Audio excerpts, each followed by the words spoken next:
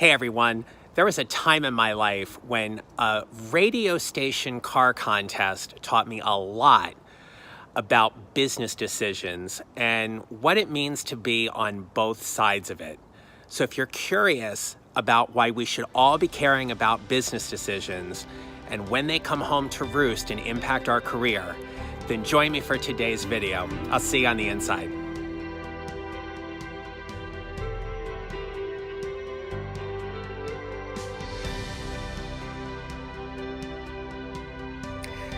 Hi everyone, my name is John Nerrill. I want to welcome you to my weekly Facebook Live. I help professionals who are ambitious about their careers create their next advancement opportunity. And that next advancement opportunity is whatever is next for you in your career. I come into this space every single week to share a different topic around leadership and careers. I'm so glad you're able to join me tonight. And if you haven't had a chance to check out my website at johnnerrill.com, I have a great and valuable resource for you there. It's called 3 Steps to Creating Your Next Advancement Opportunity Without Feeling Overwhelmed. You can go right to my website, click on the free tab. You'll get a confirmation email to download that workbook. And that confirmation email and you're downloading all that workbook rather, gets you into my email community where I email everyone every Monday, Wednesday, and Friday at 8 a.m. around a particular leadership and career topic. But not today, because I actually emailed everyone today to let them know I was coming on live tonight. Tonight is show 43. It's called When Business Decisions Come Home to Roost. And I want to start off by telling you that the inspiration for this topic happened to me, gosh, maybe about 17 years ago. And it all started with a radio station car contest. So at the time, I was driving what some may describe as a clunker. It was a Dodge Stratus, and the car didn't serve me really well. I was telling somebody, we're kind of reliving the story a little bit, and she was like, I always think of Will Ferrell in SNL where he was pounding the table at a dinner with his family, and he's like, I'm important, I drive a Dodge Stratus. Well, I drove a Dodge Stratus, and it was really on the fritz. So listening to a local New York radio station, they were running this contest called Survive It and Drive It. It was where they put 5 people into a PT Cruiser, and you basically had to eat, live, and breathe in the car. You were given a 5-minute break every 2 hours to go to the restroom and such. But just like the TV show Survivor, different people were, a person was eliminated each and every day until the last person remained. And that person got $5,000 and the car. So I was like, well, I need a new car and I could go ahead and do the contest. It was also the start of the school year. And I thought this would have just been a really exciting way for me to go ahead and create some community with my students and do something to help the school. Pardon me. And so I called into the radio station. Actually, I talked to my students about it, and they contacted the radio station, and they were like, no, if he wants to do it, he's got to submit his own application. So I did. They called me. I got interviewed on the radio. Things went really, really well. And a week later, I was notified that out of 3,000 people, I was one of 30 moved into the next round. I had kept my school leadership informed of everything that was going on. And within a couple days, things got real because I found out that I had been selected as one of the 5 to participate in the contest. But it was during that week that things kind of changed a little bit. For as much excitement as I had about doing the contest, the truth of the matter was leadership at my school didn't see it the same way. They were concerned about my professional reputation because what if one of the contests maybe wasn't befitting of a school teacher? And while the only thing you were allowed to eat were bean burritos, and we know what happens when one consumes a lot of beans, they just didn't feel it was really appropriate. So I lobbied my case, but in the end, a decision was made that it really was not in my best interest to do the contest. And while I could choose to go ahead and do it, if I was in the contest beyond the 2 personal days that I had per my teaching contract, I would run the risk of being insubordinate. And the penalties for being insubordinate could ultimately lead to me losing my job. I was really angry. There's no other way to describe it. And I was also really disappointed. I had really looked at this as a big opportunity for me to just create all this excitement at the school. And the last thing I wanted to do was to really create some turmoil. But in the end, I decided that it was the right decision for me not to do the contest. The real big kicker in all of it, though, was the day that the radio station announced the 5 finalists, and I was not one of them. A student of mine came up to me and she said, "Why won't they let you do the contest?" And I looked at her and I said, "They simply made a business decision. And the business decision was that my time is better spent here with you, and I agree with it." I got the whole concept of a business decision from a really dear friend of mine who had spent a couple of decades in corporate, had a lot of experience to know management decisions and how things just kind of play out. But he's the kind of really good friend that gives you a slap upside the head and says, "Look, it's not emotional. They didn't make a decision based on emotion. They made a business decision that was best for them and also what was best for you. There's no right or wrong. They just made a business decision." That moment and that whole experience that I got from that silly little radio station car contest literally shaped my career moving forward. Because the whole concept of a business decision, it wasn't meant to be mean or malicious. They just did what they felt was best. And yes, while there was a time when I felt that I knew best, ultimately I did. And that was the decision to not do the contest. What we understand, though, is that these business decisions happen often. Business decisions such as being terminated or being laid off, or in some cases, maybe being coached out of a position because it's not the right fit. So I wanted to spend some time with you tonight, just talking with you a little bit about these different business decisions and how to handle them moving forward. In no way, shape, or form am I telling you what to do. I'm just sharing some experiences and guidance that I think can really benefit and serve you in the moment. If you've been following the news, you've probably heard that General Motors just recently announced a layoff of over 14,000 jobs. If you've been following the stories, you've heard about how the employees are upset and frustrated and unsure of what's next. And while some of them may be given retraining opportunities, the truth of the matter is that there's going to be people that are out of a job. But what happens next when they go to apply for a job, or if anybody who's ever been laid off, what I truly believe is that if you're ever asked that question in an interview, be factual, because it's your story. You know, hiring managers will understand that layoffs happen, but how you can show up authentically, professionally, and energetically to communicate your story is what matters. To say something like, "Well, unfortunately, my role was impacted, and thus I was laid off," or "There wasn't enough work to sustain my position, and so I was laid off."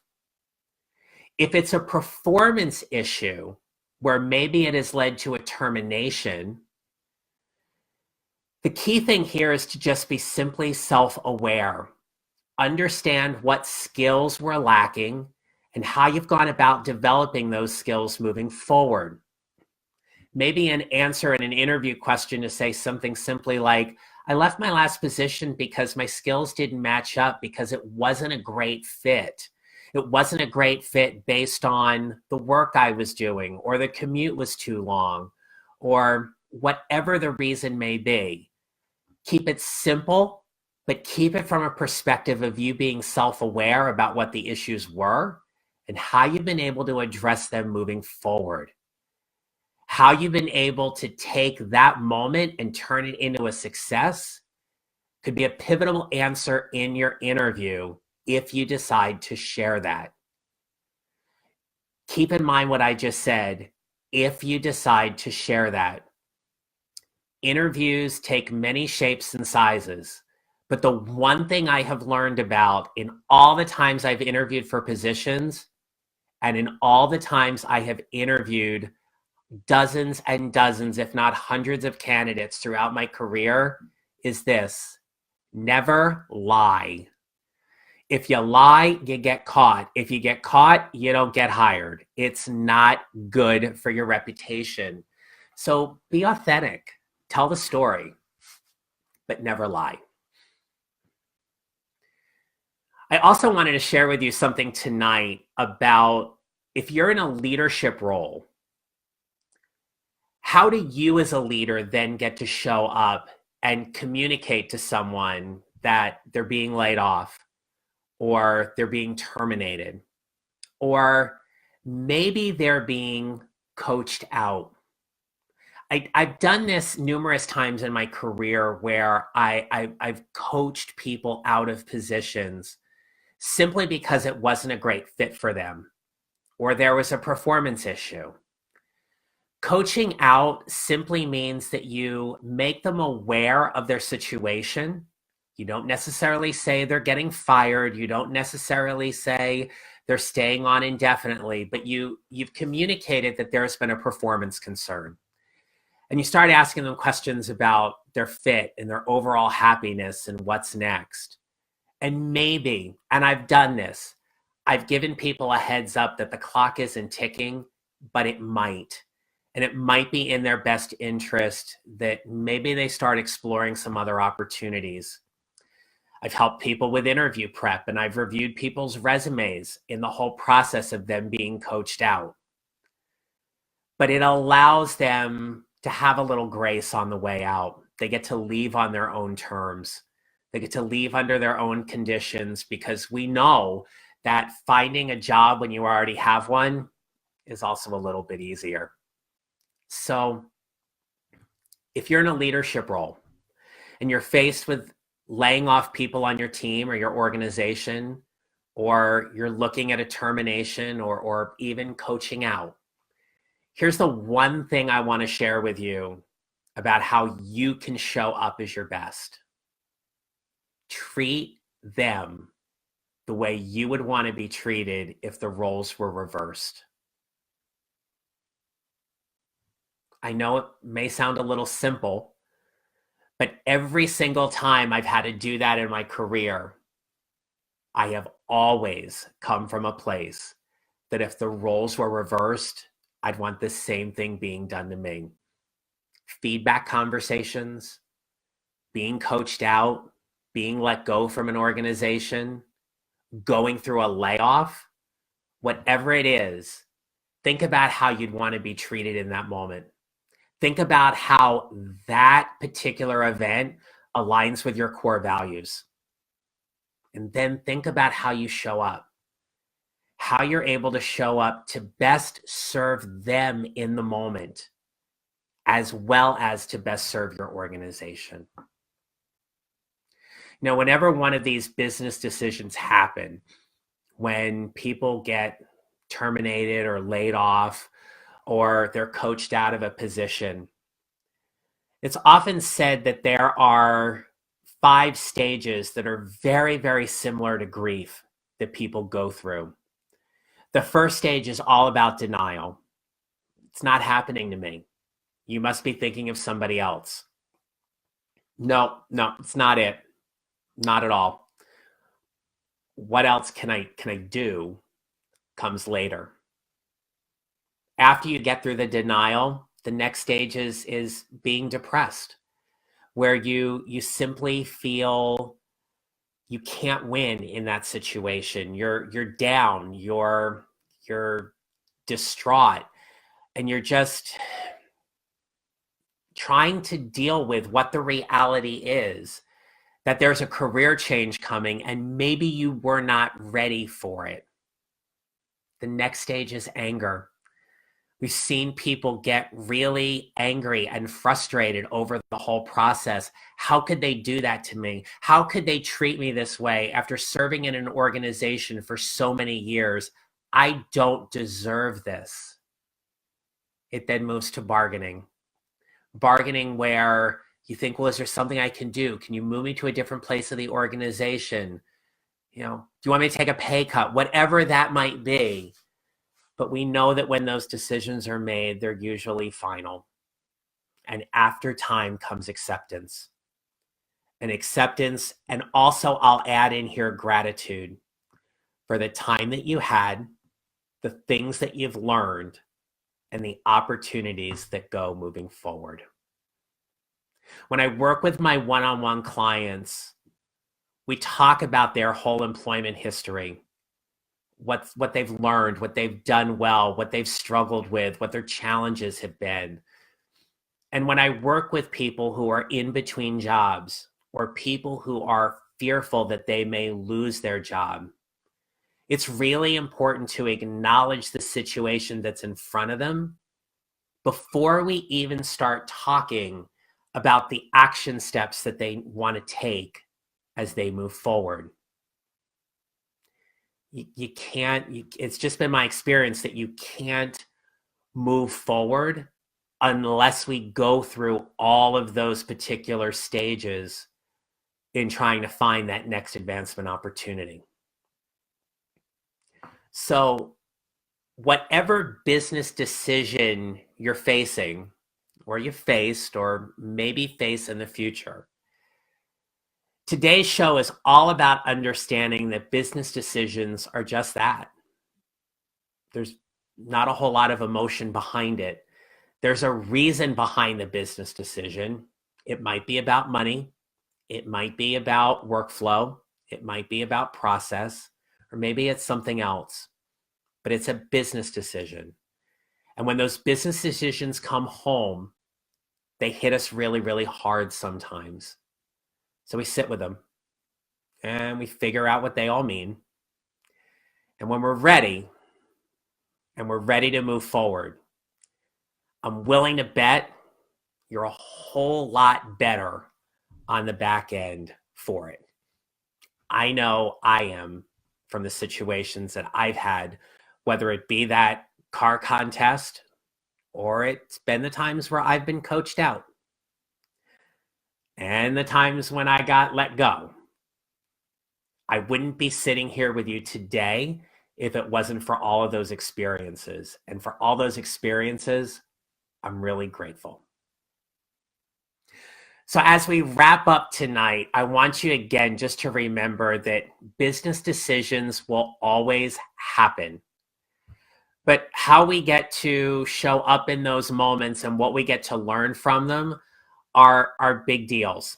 And we may not always know exactly what we're meant to learn at the time, but trust me, that learning does come. So if you or someone you know is interested in coaching or working with me as their coach to help them go about creating their next advancement opportunity, or they're aware that some change might be coming, all you have to do is email me at john@johnnerrell.com. My email address is in the thumbnail at the end of tonight's video. And you can go ahead and email me, or you can direct message me here. But it's always great to be able to talk to people and actively help them go about creating their next advancement opportunity, whatever that might be. So I wish you a great rest of the night. Be well, be safe. I will see you next week, next Wednesday at 1 o'clock. And again, I wish you a great rest of the evening. Thanks for spending some time with me tonight and joining. Have a great night. Bye.